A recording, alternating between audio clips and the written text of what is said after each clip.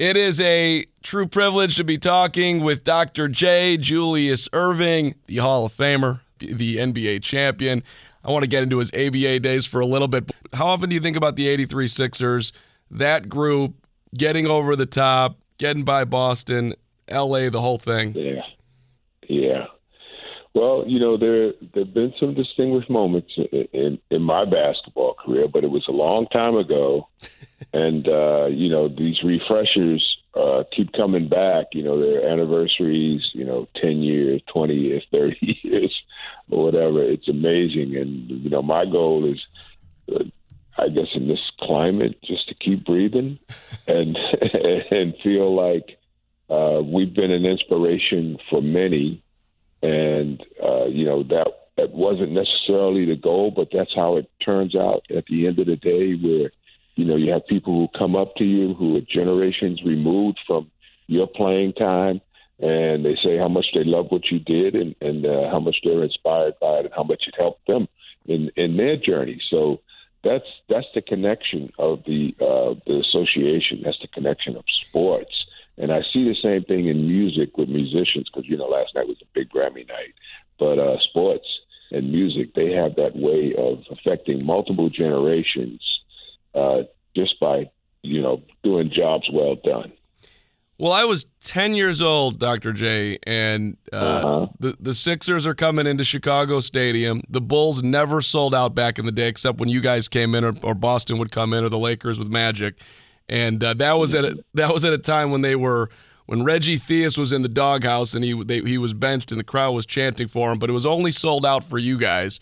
And of course, your Hall of Fame teammate, the big man in the middle, Moses Malone, and the stadium. You as a kid, you could hop over the hockey boards and you would go to get a high five from the players, and I would always run to the Bulls end, but somehow I got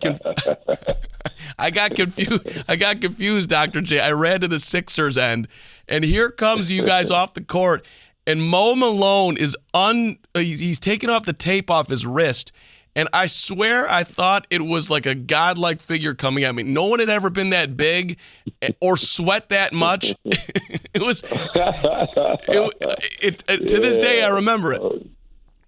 He was a sweater, man. Let me tell you, in practice, games, he said, man, I don't go to work until I start sweating.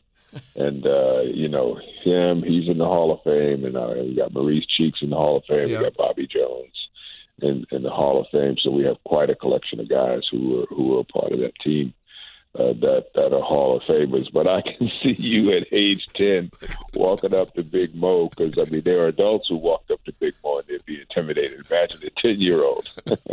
And this guy cannot be real. That is straight from the heavens right there. Hey, I want to know where the class that you brought to the game came from, Dr. J.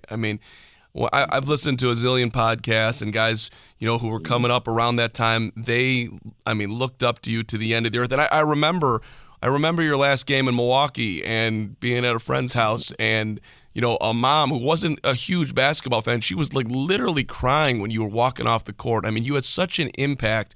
I'm wondering where the coolness, the class, all that, when you try to trace that back, where it came from? Well, I really wasn't trying to be cool. It just turned out that way years later. And I think, I always felt as though I was representing my family when I went public, when I was on the basketball court. My mother really got on me one time because I made a play and I got hung up on the baseline. I got fouled, and the foul wasn't called by the referee, and I uttered some unsavory and untasteful words to the referee, and she let me have it after the game. She said, "You represent the family. You're talking like that. I probably will never come and see you play again if you maintain that type of behavior." So she was the great influence, because it cleaned up my act real fast early in my career. And I think, you are representing your community. You are representing your city. If I'm a Philadelphia 76, I'm representing all of Philadelphia every time I step on their court, so I can't act like a knucklehead. Mom knows best. Mom knows best. Right. Mom knows best. Let's talk the GOAT conversation on the NBA level, Dr. J, now you orient to the guys that came before you. Those were the guys you looked up to. And, now every day it's like MJ, LeBron. Like when I think a guy that you competed against has gotten knocked down in the conversation, and you had your moments with Larry Bird, but I don't hear that name out there a whole lot. And there was a hell of a competitor. Magic, yourself.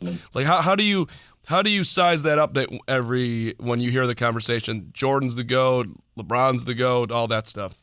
Well, I think it's a fan's argument. And, it's very subjective because, it's just like if you're picking fruit or you're picking ice cream, people have different tastes. They like different flavors. And, they'll say this is the best because that's what they particularly like.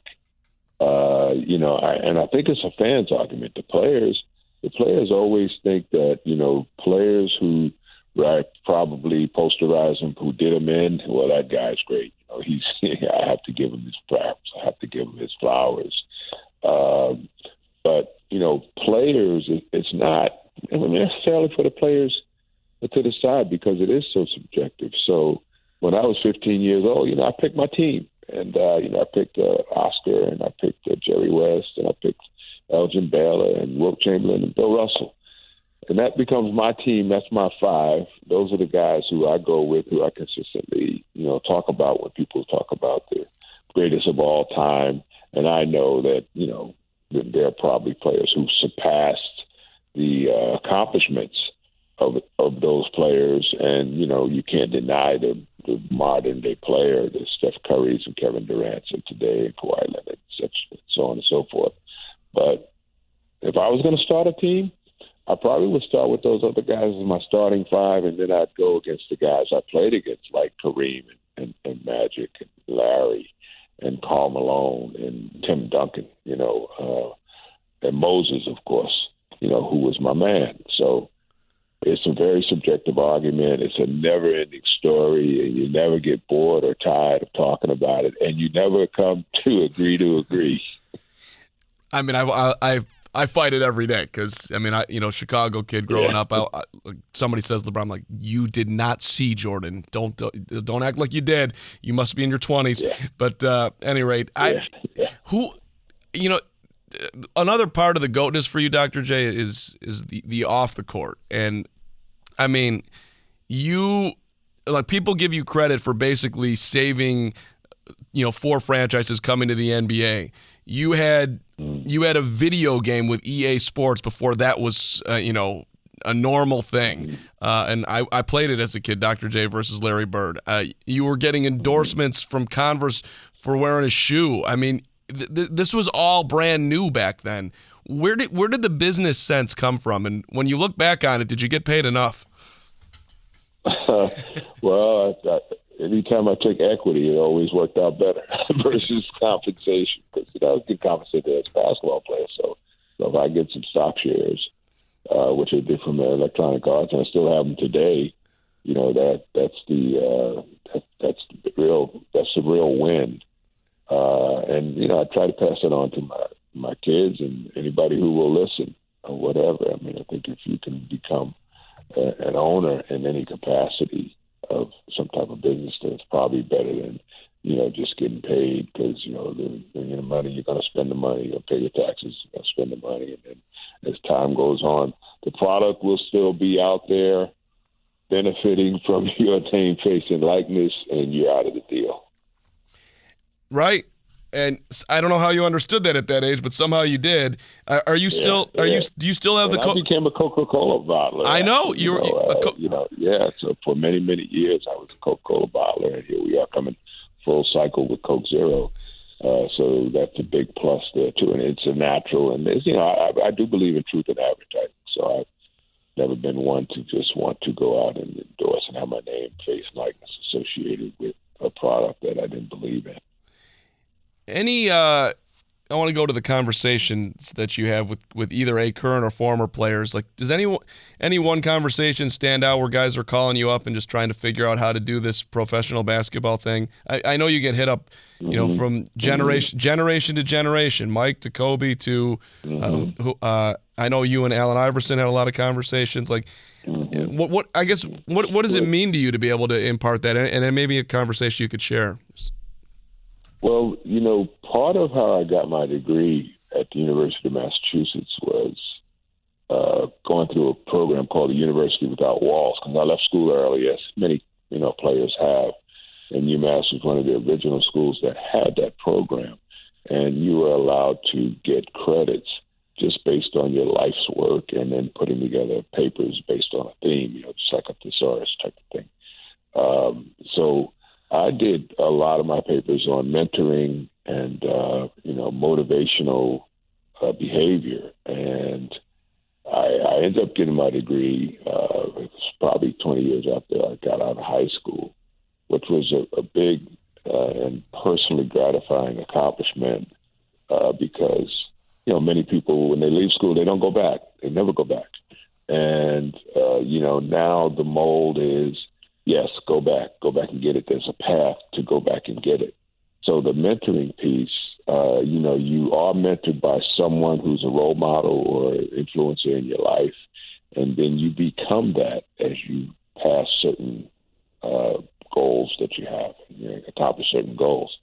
So to do that for an Isaiah Thomas or a Magic Johnson or Michael Jordan or modern day players who have called or called my office and or run into me, and we've exchanged phone numbers, and I just feel like I want to be available. I want to be able to advise and to be consulted with, and not charge them anything, because it's just the right thing to do. What do you miss most about playing the game? It's not sweating. I think sometimes when I play golf, I struggle so much with golf, because golf is the hardest game I ever tried to play.